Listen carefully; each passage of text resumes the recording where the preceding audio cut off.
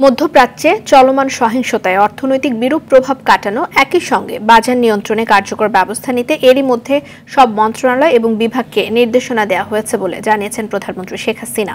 জাতীয় সংসদ অধিবেশনে নিজের প্রশ্নোত্তর পর্বে তিনি বলেন, নিম্ন আয়ের মানুষদের কথা মাথায় রেখে অব্যাহত থাকবে টিসিবি এবং ওএমএস সহ নানা সেবামূলক ব্যবস্থাও। এক প্রশ্নের জবাবে সড়ক দুর্ঘটনা রোধ এবং চাঁদাবাজি বন্ধে নানা উদ্যোগ গ্রহণের কথাও জানান সরকার প্রধান।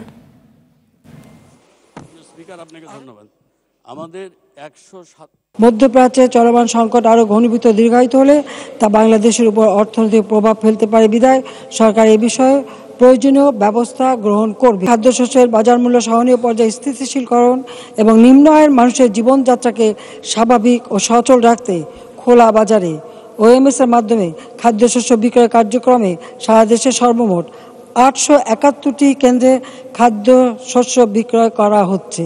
দেশের সড়ক মহাসড়কে ঈদে ঘরমুখো ও কর্মস্থলমুখো যাত্রীদের যাতায়াত নিরাপদ ও নির্বিঘ্ন করতে সড়ক ও মহাসড়কগুলোতে ফিটনেসবিহীন যানজট চলাচল কঠোরভাবে নিয়ন্ত্রণ করা হয়েছে।